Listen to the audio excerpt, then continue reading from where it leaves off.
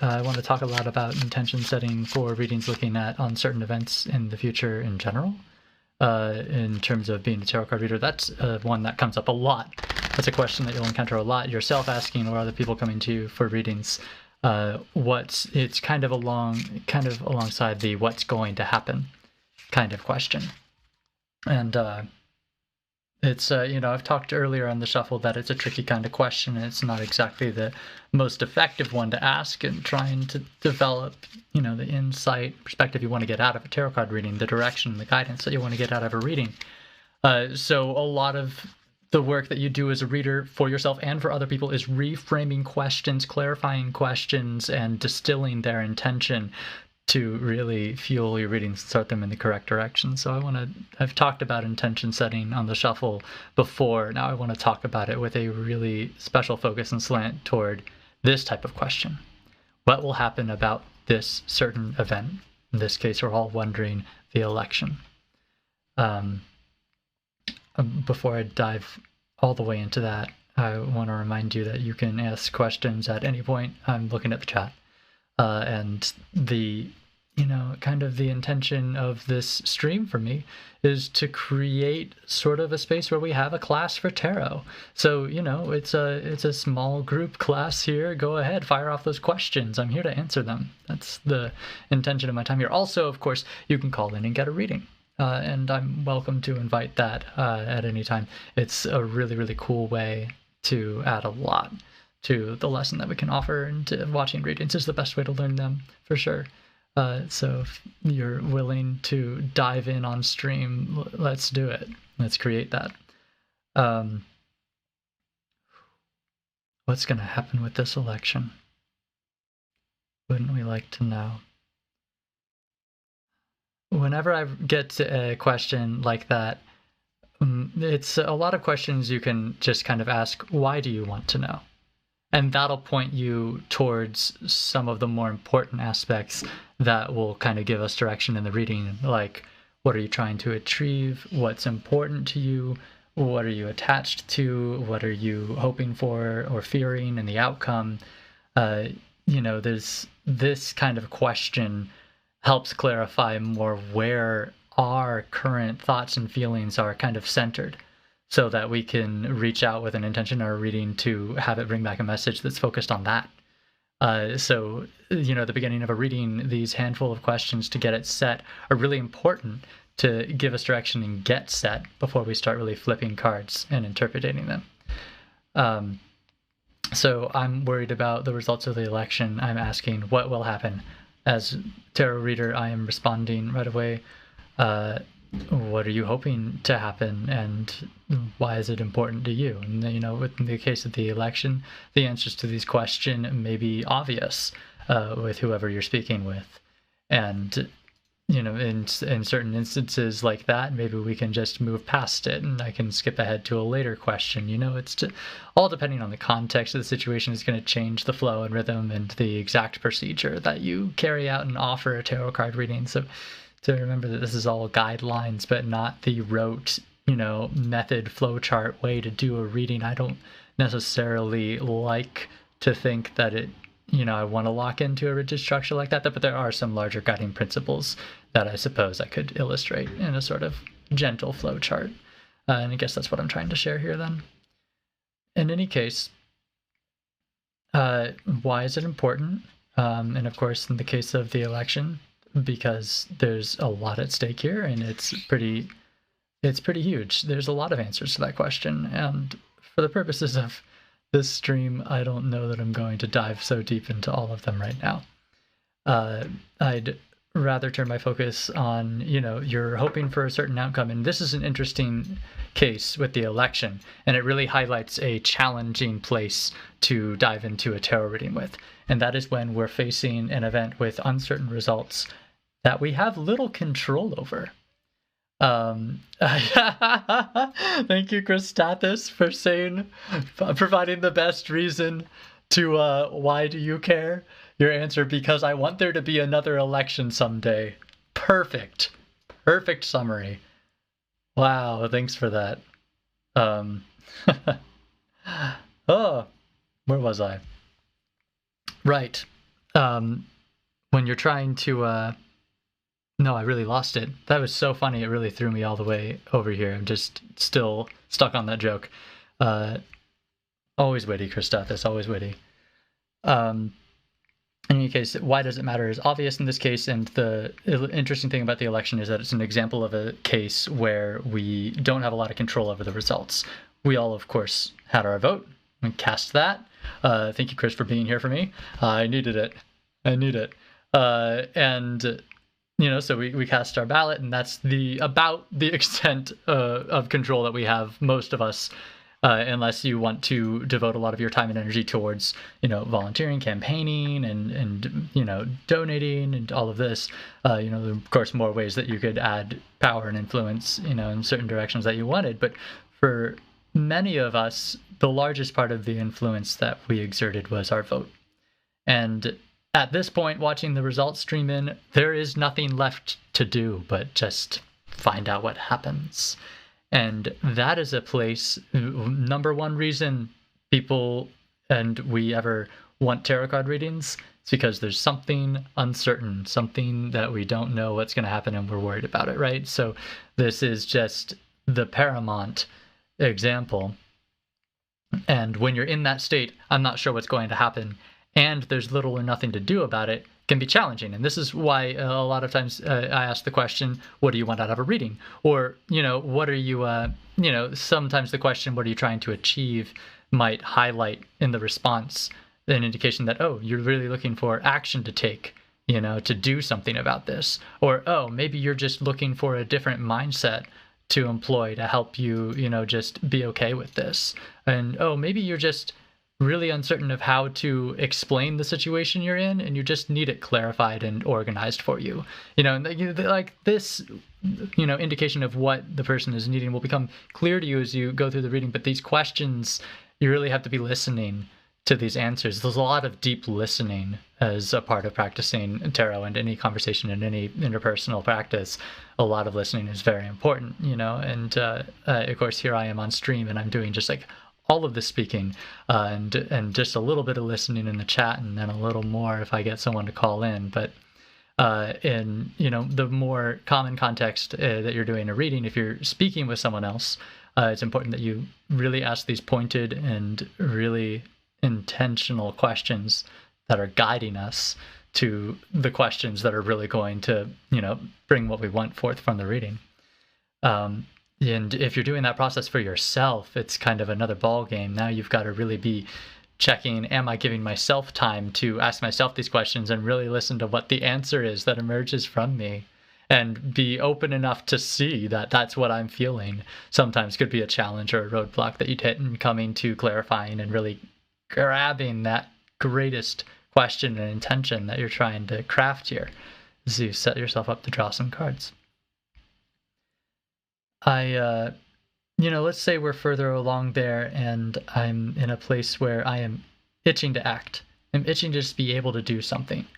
And a lot of times when, we're in this place with something that we can't do anything about, the reading's going to become more of a conversation about how we identify what actions we can take right now that absolutely best guide and direct us toward what we're trying to achieve in the situation. If I, wanted to believe that there was some butterfly wing effect that would put Biden in office and I could do something really weird like that right now, I'd want to know. And, so Hail Mary, draw that card. Even in a situation where I know there's absolutely very little to nothing I can do, I just explained logically in our example here with the election that that's the case, I might still draw that card for someone if they really wanted it. Because we recognize that there's little to do, and to have that summed up and illustrated as the path toward your higher goals can be the message we need for a moment to be at peace with doing little to nothing. Just to recognize that that's really maybe all that's called for, all that, that gets you the furthest in this case. But even if we're in a situation where we're recognizing that, and that's kind of the message I want to tell you, I'm still going to draw a card for it because it's something that's important, and we're trying to follow where our thoughts and feelings are in the reading and, illustrate and address those with the cards. So there are no thoughts or feelings that are irrelevant, or if there's something that you think is illogical, you still put it on the table because you're experiencing it. And if you're going to block out part of your experience, you're going to block out part of the answer. And so, I draw that card and have that conversation. And the card drawn, the specific one, will probably deliver the message in a way that it is able to be received, kind of let us be that in that timely manner, hearing exactly what we need in that moment to move closer to accepting the reality that we can't do anything more at this point. And that's kind of what I'd expect to see come from the card after being flipped over, is more how, in your, or in our own, if you're reading for yourself, in my own, and, individual experience, this card describes how I come to really being at peace with how little I can do in the situation if I'm driven and really want to take action. And then that becomes a really powerful medicine, that card, in a reading. And that's, I think, more the purpose of the reading here, is that, we're taking, okay, I have the uncertain event and it brings up a lot of feelings. One of them is this wishing to do things about it. Here's how we can resolve and be at peace with and release that. The other is I am anxious about what's going to happen, and what if it went wrong? And anxiety, I need to talk about anxiety for a moment. Because anxiety is one of the big ones to approach. And of course, so many of us, experiencing varying levels and a lot of times a lot of anxiety. It's one that you'll frequently encounter when you're doing tarot readings. And a lot of times when you're approaching the feeling and wondering how to employ or manage it, it's important to think about, what does this feeling indicate to me? What's its message? What is it really indicating to me that's triggering the feeling to happen? And is the feeling giving me some impetus, some feeling of something I want to do? Is it driving some sort of impulse, or is it not? Is it making me shut down and do nothing? How does it look when I view this in my head, and I try to consider it rationally? Is that different than the feeling anymore? These are the sorts of questions that we might be considering as we're going into a tarot reading, and those answers are probably some of the things that are coming up on the card flipped up. But anxiety is a tough one, because it usually indicates that we're worried about preparation that needs to be made for future events, or it's this worry that future events will go a certain way. And I want to exert some sort of control on it. I've some stake in how it resolves, and I more or less want to be the one who shapes it, depending on who I am. And when I'm not sure exactly what I need and how much I need to do, that might make me anxious, because now, anxiety is just when there's something that you have to keep thinking about so much that you're worried about, and you just do it, compulsively and over again, because it's the kind of question that doesn't have an answer, and what can I do about, what can I do about the election right now? What can I do? What can I do? Has no answer. The answer is this really unsatisfying. There is no action to take. So, when we're approaching it in the tarot card reading, we're engaging that feeling. I've already talked about that one a little bit. That anxious impulse. A lot of times anxiety can be soothed by illustrating clear action to take that does address the issues that you're anxious about. Sometimes that can be really helpful and something to bring forward in a reading when you're handling a case of anxiety. But if anyone said to me that they were feeling anxious, I'd want to probe a little deeper, I think, because that word can be a little loaded and can mean slightly different things to different people. So if, I'm talking about anxiety pretty generally here and just trying to address it because it'll come up a lot, but I should actually talk a little bit about how I might approach the question of help me, I'm anxious in a tarot card reading. Because I kind of have to ask, what do you want to do about or with this anxiety? Is it something you're trying to achieve? And we're having a reading where we're determining the action you take and kind of clarifying the elements at play in your life so that it's easy to see and it's mapped out. And instead of spinning your tires in the mud trying to figure it all out, we just lay it out crystal clear in a reading here with the cards on the table. And your mind can be at ease because you've seen the whole picture and you've got it, I've got it figured out now. That anxious need to understand everything at play and be sure I'm not missing anything can be satisfied in a tarot card reading, where we can say, okay, let's draw cards with the intention to cover comprehensively what you need to do so that you can be at rest and at peace, knowing you're doing your absolute best. And, so that's a lot of what I try to draw in a reading, especially when I'm facing anxiety. But when I'm asking for clarification on anxiety, it's yes, is there something that you want to do about it? That's one question. Or is it, this a lot of times we'd be in a place where we recognize I can't do anything about it and I want to get over my anxiety in a way. It's just like it's been burdening me and I just keep worrying about it and it's really, really hard. I'm stuck in the feeling. And then the reading, takes a totally different turn, where I'm going to look at, okay, well, what is making us hold on to that feeling? Why are you attached to being anxious? What does your anxiety accomplish that you value, in terms of keeping you prepared, keeping you a step ahead, keeping you intelligent and privy to all of those things that other people may miss? It's always a question, why? Why are you anxious? Because it's going to produce really, really different answers. So I think that's probably one of the big takeaways I'd drop here just for the tarot readings in general is clarify, clarify, clarify. You have to clarify all the time.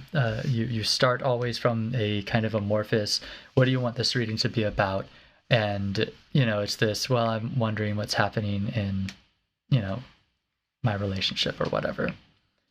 And if we're not clarifying it and really getting some specific direction for that relationship, it's just not going to be as powerful a reading. Let's see.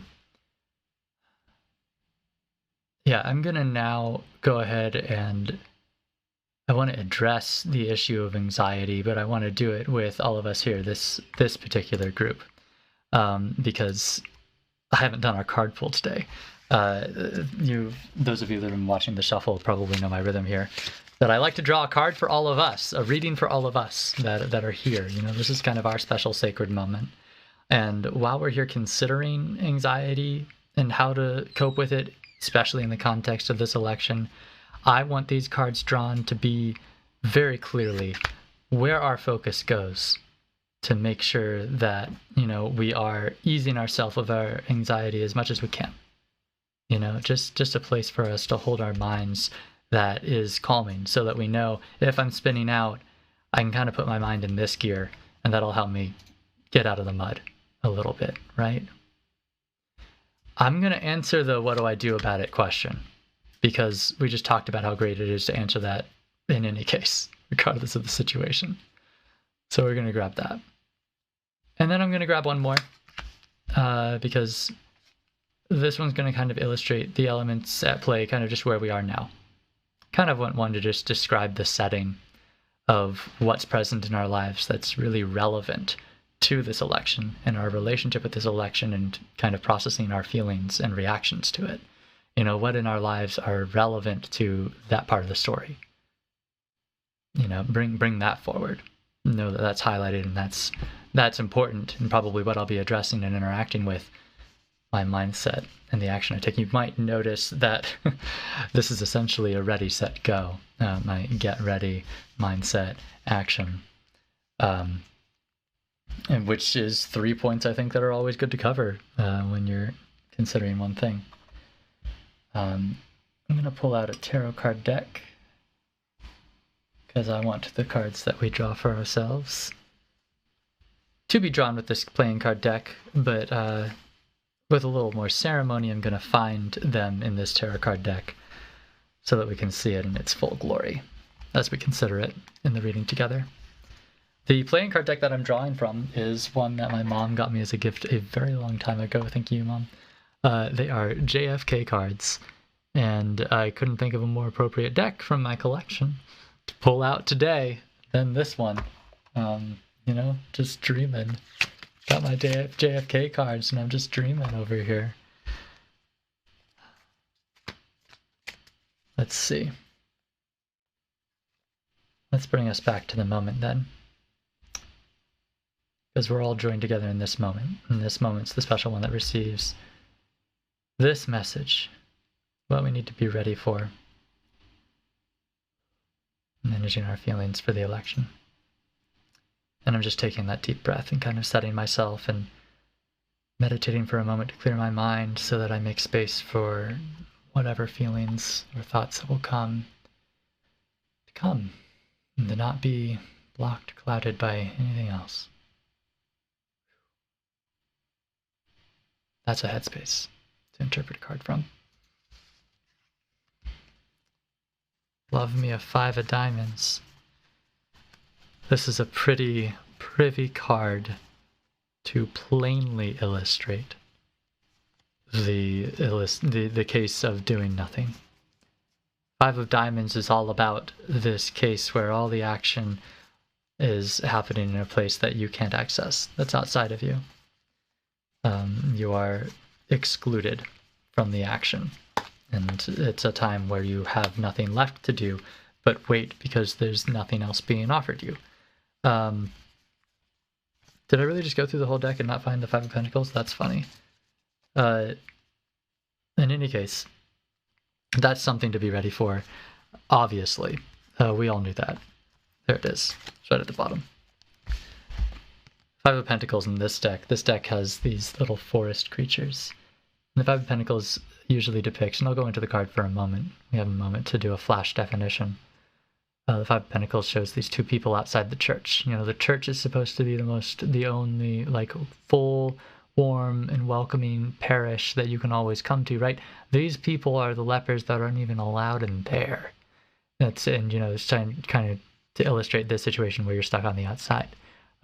It comes out of the 4 of Pentacles, where you kind of were conserving yourself and keeping yourself to yourself, and the result is that you are alone. The 5 of Diamonds, we are all going through this in a way where we're on the outside and we're shut out. And when we're considering it in terms of, you know, what to get ready for in this situation, we all knew this was the reality already. We've been talking about it for the past 15 minutes anyway. So this is what I like to call sometimes a no-brainer card. It's just like, well, duh, that's what's happening. Thanks for that.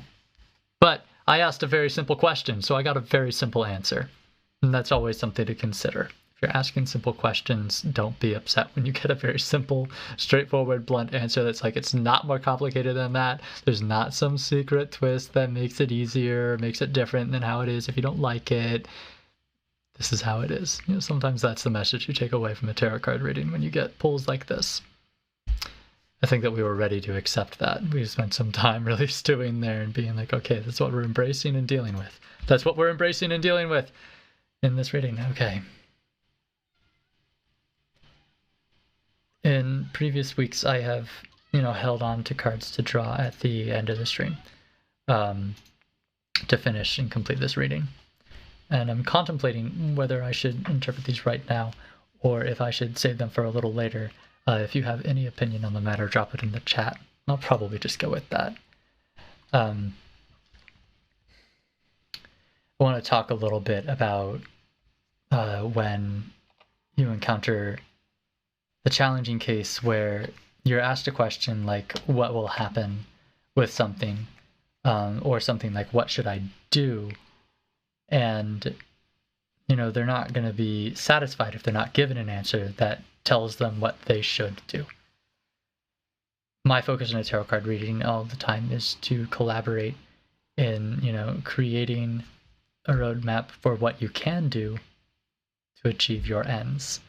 That could be really closely aligned to what you should do, or it may also be what you should do. And I have this aversion to the word should, and for someone that didn't, maybe that's the way that they'd phrase it and they'd actually be thinking the right way for their tarot card reading. That's something for me to be aware of when I'm going into a tarot card reading and someone says, what should I do? You know, I do have to mark a caveat that there are some traps that you can fall into with the question, what should I do? But, you know, if you can sufficiently make sure that you're avoiding them, it can be a good question to help you get some direction. The traps about the what should I do question are that you're essentially usually relinquishing your free will when you're asking that kind of question. You are disempowering yourself by saying, I give up trying to figure out what to do. I give up trying to decide what I want to do. It's almost like I give up having any control about the outcome at all. Just tell me what to do for whatever reason to serve anyone. And then it's like this question of, are you really serving yourself? And it's really dangerous to open yourself up where you could receive answers from places that didn't serve you. You know, if you're asking in a way that leaves openings and holes and gaps in your intention that way. And that'll give you, you know, all those little pitfalls, you know, will come through in your reading. So that's a little caveat I'd like to cover when I hear the question, what should I do? Is I then immediately kind of take a step back and, you know, I go into my little spiel about not liking determinism and believing in free will, and believing free will is the reason that determinism is incapable in my worldview, or incompatible with my worldview. And that, you know, in terms of the practice I'm doing with tarot is to enable and empower your free will. And for that, we have to determine what direction you want to take your free will in. You know, you have to decide what is it that serves you. And we can draw cards to kind of get a clearer perspective on the situation that may help you frame what you want to ask. But I don't want to just straight tell you what you should do in a reading. You know, I'm not just dispensing directions. We're trying to develop insight and share wisdom. And that's really different, you know? The wise people, the sages, don't just have people come up and tell them what to do.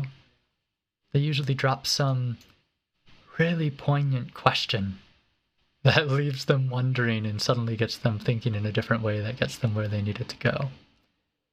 That's the kind of moment that can come through a tarot card reading, you know, that you're really after. Important to ask and listen. Ask and listen. Big part of doing a tarot card reading.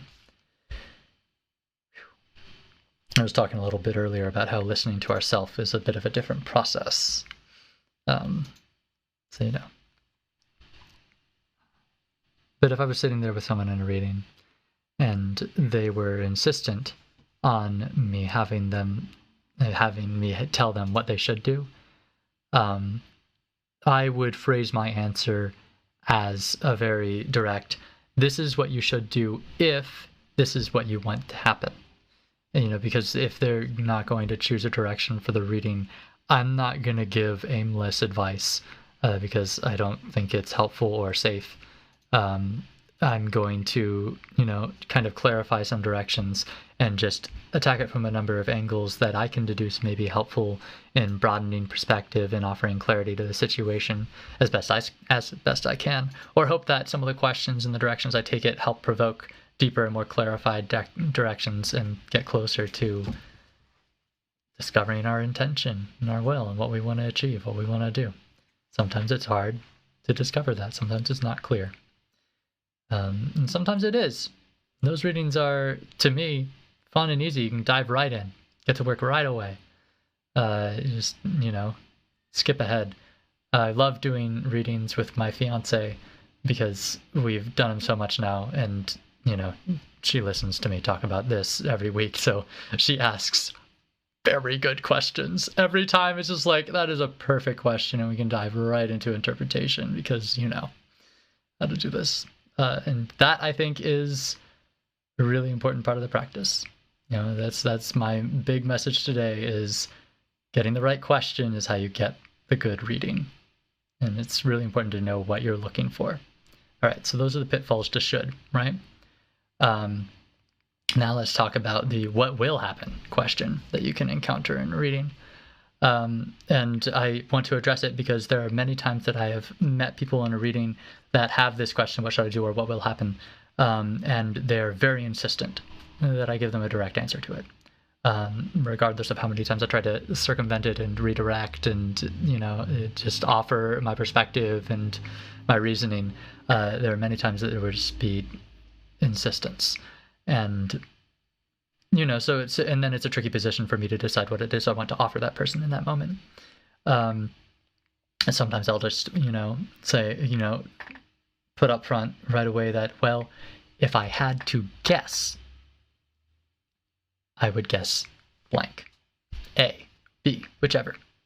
And just be clear that that's all I'm doing is guessing. That's all we're doing in that moment is guessing. And is that helping you? Is that really helping you? And what is it you need help with? Is a really great question. What are you worried about? And it's a tough question.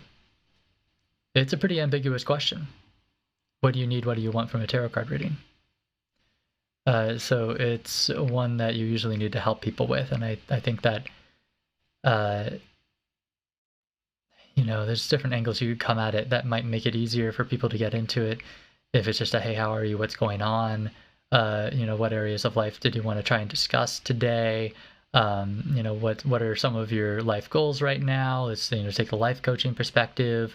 What are you can, approach it from a handful of different angles with different people to bring forward some of the premises for intention that you need to set for a reading. So we're here with the election, and we're kind of, biding our time, hoping for Biden. And with this mindset, I really want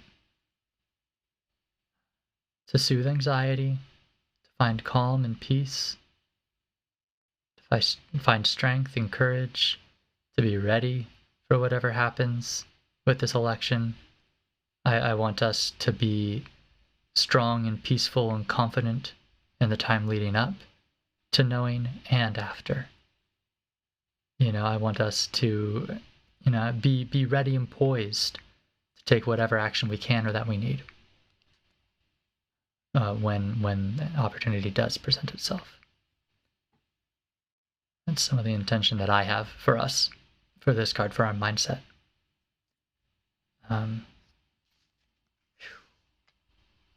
I'm loving this card. Here comes a Queen of Cups, Queen of Hearts in my playing card deck. Reading with playing cards is very fun.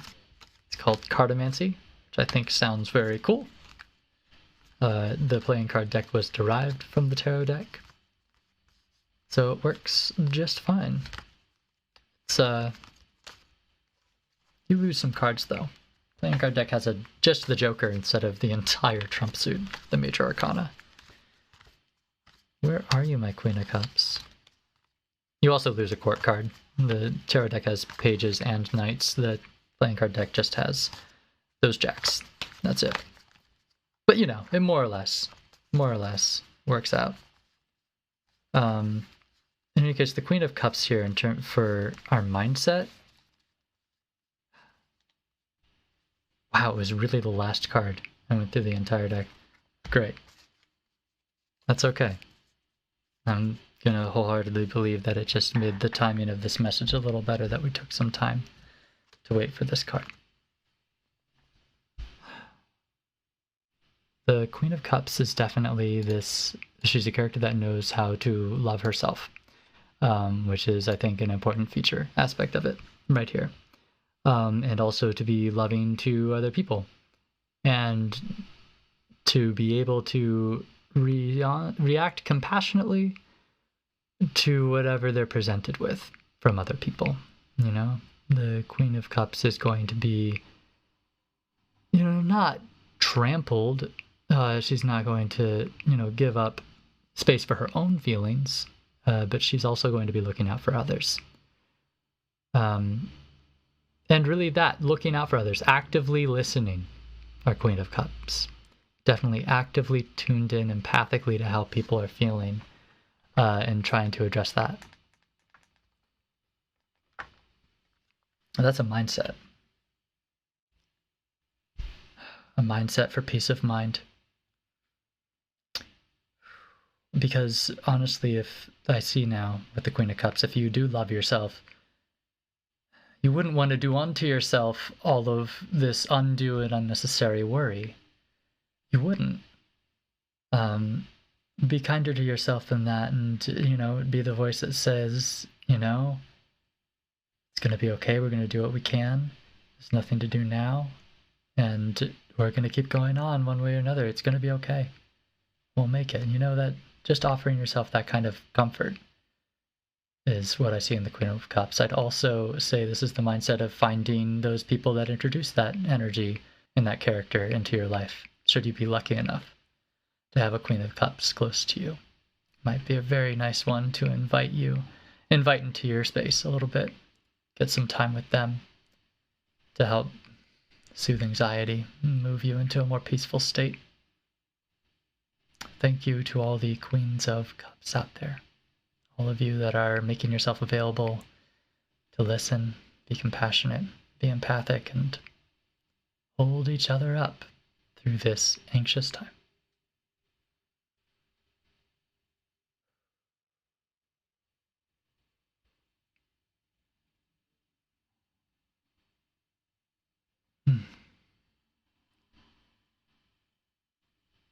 Needed to give myself a moment for that to sink in. Said before on the shuffle, that's an important thing to do with readings. Pacing is very important, especially when you're delivering difficult to stomach truths. In this case, I found the message from the Queen of Cups very comforting and very warm to embrace, so it didn't feel hard, or challenging to deliver. So I didn't mind ruminating with it for a while. But if we were getting into sort of an honesty with knives kind of scenario, where we're breaking some hard truths that with them are going to bring up some challenging feelings, pacing that is really important because we don't want to come at a pace that just overwhelms and cripples the person that we're trying to offer this, direction to. Hi, Milan. Glad that you made it. I'll have to do a recap of this whole reading for people that didn't catch the beginning of it. I'll do that after I finish it. Well, Milan, your entrance just threw me off my train of thought and I lost it. And if I lost it, probably wasn't as important as getting refocused on this card. Because we're going to talk about what we can do in a situation that we've already illustrated is one where we're kind of without much to do in terms of the election at this point. It's all going down outside of us, outside of our control, and we already put in our vote. Now it plays itself out and we meet it on the other end. And this is the moment, this is the time where we're shut out from it, where we're the paupers outside the church and the Five of Pentacles, we're shut out. We don't get to be a part of the process any more than we already have been. This is it. We, of course, drew these cards with the intention for them to guide us to anxiety soothing. This card, this Five of Pentacles, is an example of a message that's more challenging. That I was saying earlier, you would need to give some time to process those challenging feelings that come up and measure your pacing in a tarot card reading so that you're not just, wounding someone. Because if you're really hurting someone, it's a fine line. Because I'd say there's sometimes in a tarot reading where I perform something akin to emotional surgery, where I can really go in deep and pull up, this one troubled seed buried in here, address it, present it, pull it up, bring forward its experience, cut it out, and release it. But that's an exhausting process to go through in terms of receiving a reading, especially if it goes deep. It can go very deep, cut very deep. So, it's not like we have an anesthetic here for the emotional surgery, or rather the anesthetic is making sure we're delivering some comforting messages or some time to process, as we move through it. And that is really important for, I think, the message to be more comfortably and more effectively received.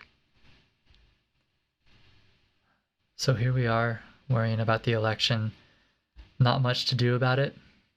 And we looked for what mindset would help us really soothe ourselves and find more peace of mind. And the answer was simply to have compassion and love for ourselves the same way we do for other people, and to find those people that are compassionate and empathic and invite them into our space and into our time and into our lives. So now that I've illustrated a little bit of that and that there's not much to do, I'm going to ask the question, what do I do to really move forward and put in place my peacefulness and whatever sets me up to be ready for what comes? And if there's some magical butterfly effect that puts Biden in office, let me do it. Tell me what it is now. That's our card. The Four of Diamonds. I was even going to say earlier when I drew the 5, I was like, the Four of Diamonds would illustrate this fairly well also. I'd interpret it about the same way. And I've drawn it for the card that says, what do we do? Because I asked the same question, so I got the same answer. That's so here's an example of where I really wanted to do a ready, set, go. And I laid 3 cards, and 2 of them addressed something that I already knew. So maybe I could have done this as just a 1-card reading or a 2-card reading if I really needed to address it with cards just to feel good that it was on the table and addressed. I really didn't need this 4 of Pentacles. That says the action to take is to conserve yourself, keep to yourself, bide your time, wait, just recharge time. That's what you do. Feeling anxious? Time to have some just recharge time. Just chill out and not expend myself. I'm not trying to give myself away energetically or my time or my energy to anyone or anything. I'm just trying to keep to myself. That's the action directed by the 4 of Pentacles for us to find our peace of mind. To really find some calm from anxiety we may be feeling about this election and current events. What a year! What a year, 2020. You've been rough to us. Been a little bit. Giving me really good reason to draw cards. Whew. Thank you, Tarot. You've been a fantastic companion through all of it. That's a fairly straightforward reading, reflecting on the advice that came off of those cards in terms of how to handle our anxiety right now together.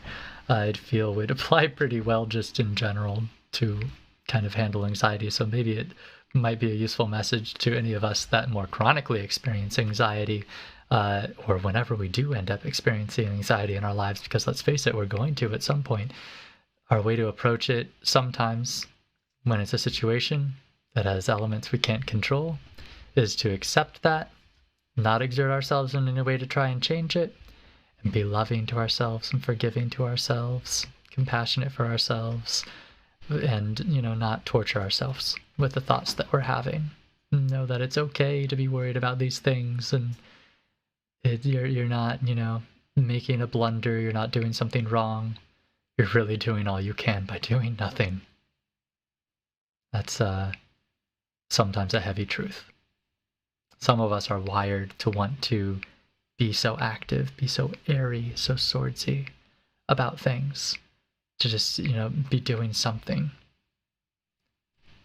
So in a time where we're called for a much more pentacly no action or relaxed and recessed and contained action, can be a more uncomfortable place. As it turns out, for me, I'm pretty earthy, characteristics of my own.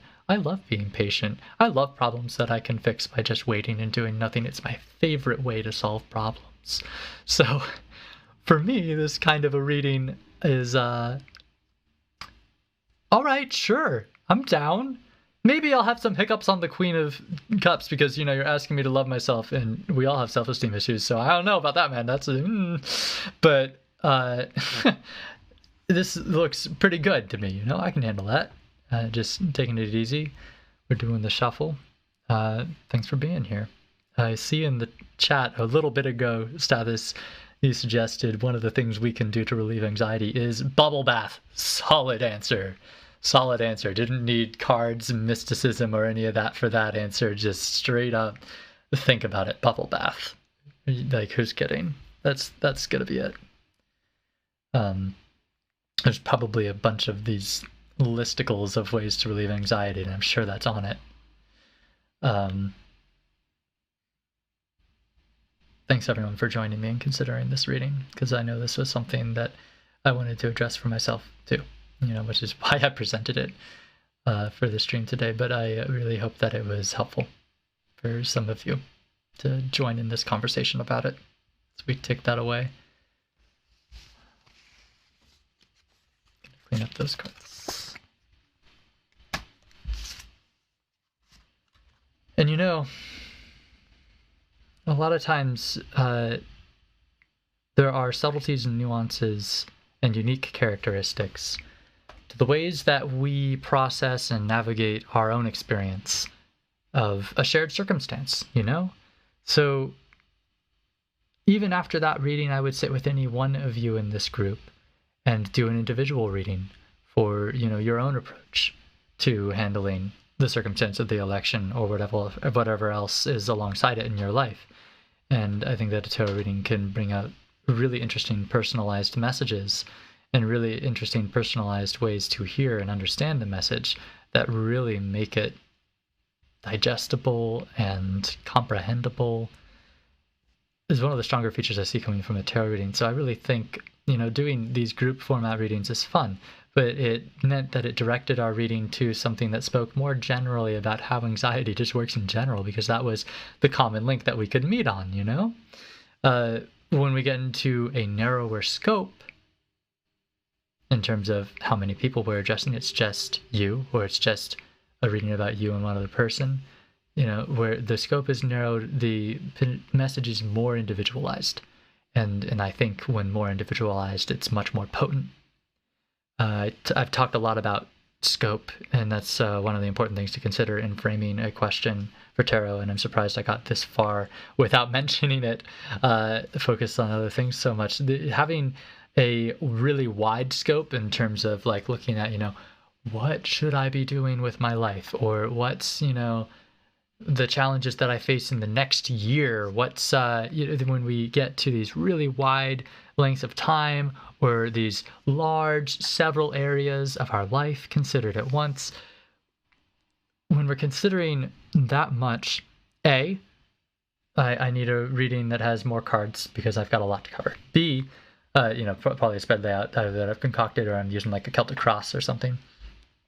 B, I want to narrow the scope as much as we can, because that will produce a clearer and more direct reading. Because when you ask ambiguous questions, of course you get ambiguous answers. Anywhere that I can draw some certainty out of a very ambiguous question, or a question that refers to several different aspects of our life, or a scenario, or a very long time frame. These are the moments that I'm like, let's pare this down. What are we really talking about here? Or is it all something you need to consider? And now we're just going to have a conversation in general about that before maybe that one branching into some of the pared down, narrower scope questions that emerged from the conversation that needed to start from, I've got it all in my head this way, and I just need to know what to do with this big picture. And then we start breaking it into its parts.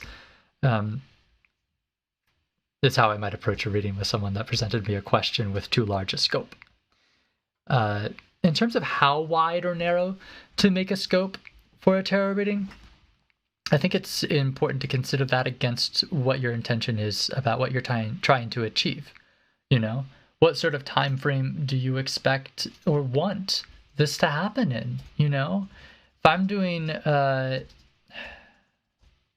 like the reading we did just a moment ago, my intention on the time frame for that was like I addressed the time leading up to knowing election results, and sometime immediately after, how we proceed from there. But that's it, I'm addressing like a handful of weeks. And that's like, I think, a pretty decent scope, because even that brought us to a pretty general place. Of course, we were also talking about a small group of people, which widened our scope even more. So, narrowing it is tricky. But I really think one of the easiest ways to narrow your scope is to really focus it on the present moment as much as you can. And any references to the past or the future are better made as their direct relationship to the present moment, viewing them from the present moment. What direction is this going versus what happens in the future? What direction can I veer it in? Or if I want to veer it a certain direction, how do I do that? Rather than, what will happen, and if I'm trying to veer a certain direction and achieve a certain goal, is there a time frame with which I need to or want to accomplish it? And that can be part of our intention. And the action required of you to accomplish something in a week versus a month versus a year may be a very different answer. And your answer to doing it in a week may make it obvious to you that it's simply not feasible or possible. And at that point, you might rethink and open it up a little. What if I'm trying to do it for a month? Can I try that? It's a lot of times, I've talked about a lot, having the freedom and the flexibility to really pivot to other questions with the reading as they arise from the conversation that comes forth from the cards you're drawing. The cards are going to direct the conversation. That's why we're inviting them into the conversation, is to structure and direct, the conversation. So follow them. Do follow them. When the cards introduce curious questions and things that we're left wondering and that we're uncertain about, that's a wonderful rabbit hole to follow, because we've just discovered some deeper mystery. We've answered a question up here and it only brought more questions, so we can dive deeper. And then when we arrive there, it could be somewhere interesting or, open up more questions. And that's a really fun process to me, and that's how I really approach doing a tarot reading, more as a very flexible and dynamic conversation, which is how I prefer. I think I spoke a little bit. Hi, Angie. See you in the chat. Thank you for being here. I think I addressed earlier on the shuffle when I was talking about intention setting how, lost my train of thought again. Every time someone comes in, I'm like, oh man, and I'm thinking about that person, and I'm excited, vibing, and I'm in that energy, and then I'm just like, what was I talking about again? I was talking about intention setting in regards to, what was it? Fire it at me in the chat if you can, because you'll help us stay on the rails. Or better yet, take us where you want us to go, because I'm always inviting those questions. Right. When I'm getting the scope narrowed down for someone. Yes, following the conversation. I got it. I like to do readings as more of an adaptive conversation. Though there are many people that prefer what I would describe as two other styles of reading that I see as distinctly different from the dynamic give and take conversation. And it depends on the other person I'm doing a reading with, which style of these readings we're going to fall into. One is this someone who just likes to talk a lot, and they kind of think aloud, and develop their thoughts aloud. In that kind of a reading, I'm going to be very quiet. I'm probably going to just sneak a couple questions in edgewise that guide the monologue and the exploratory discourse that they're providing, and help navigate us to the deeper truths we're trying to bring forward with the cards. And that's an interesting kind of reading, because I'm saying very little in those readings. And when we arrive at the end, it's kind of surprising how, I think a lot of what's revealed in the reading is how the power was within us to kind of overcome whatever emotional obstacle we were looking at, or to better understand our situation. The power was really within us. And it's easier, I think, to discover it sometimes through a tarot card reading. It can be a beautiful tool. In these cases where I'm doing a reading with someone who just develops their thoughts by thinking aloud, I'm just asking a couple questions, adding a couple comments, making sure I'm addressing things that need to be addressed. If there's something I need to redirect or clarify or restate a little bit, just make sure that we're crafting the right discourse across the way. You say something, self-defeating that's out of place and out of character and doesn't serve you, I might call that out real quick and say, hey, don't say that, you know better. And you're like, you're right. And then they move on and keep going, but just little contributions like that, little sideways comments that fold into the narrative and dialogue that person who is a big time speaker and just wants to talk is going to help provide. That's one style of reading that I feel is a little different than the more adaptive conversation, where you're presenting ideas, I'm presenting ideas back, and we're going back and forth to formulate the intention for this card and starting to move out from there. I said there was 3. There's this other type where you're with someone who is a listener, just a big time listener. This is the other type, side of the spectrum. This is someone who will speak very little and wants to speak very little, if at all. It's more comfortable.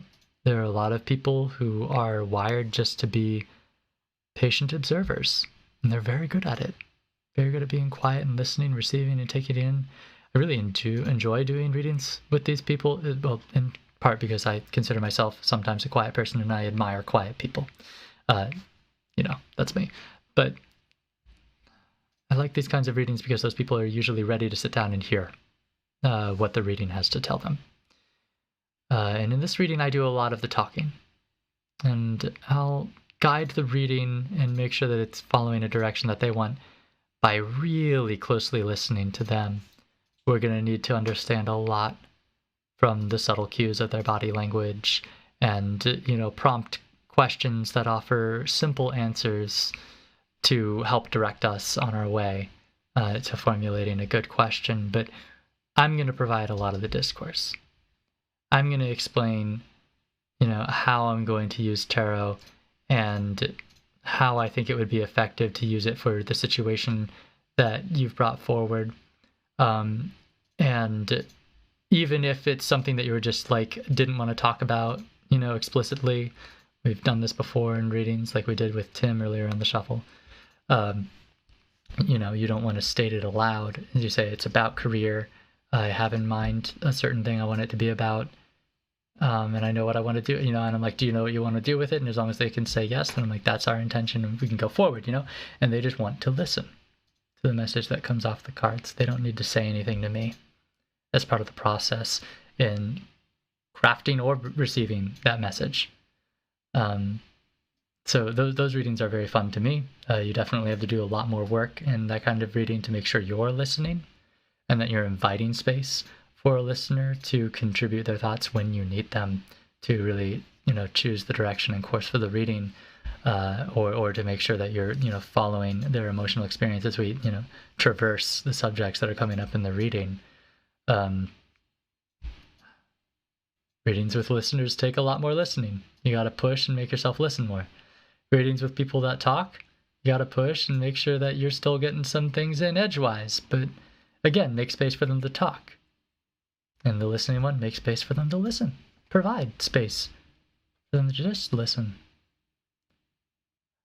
And and all the varying shades of gray in between. Of, being a full 50-50 conversation to, you listen a little more, but you know what I mean. Hi, Marvin, I see you in the chat. Would you here for support? That is okay. I was just talking earlier when we did a reading to talk about how we all collectively can handle our difficult, challenging feelings, and especially anxiety over this election. One of the things I mentioned was invite the Queen of Cups into your life from yourself and from anyone who provides it. This Queen of Cups, who is a compassionate, empathic, loving person who will make themselves available to hold and heal and love and cherish someone who is wounded or someone who is hurting. Provide that to yourself, provide that to others, receive it from others. Marvin, you are this Queen of Cups to me. You are one of the sweetest people I know. Of course you're here for support. And you are exactly the kind of person I was just saying, make sure you're, inviting this. That's healing. That's soothing. You're the medicine we need, Marvin.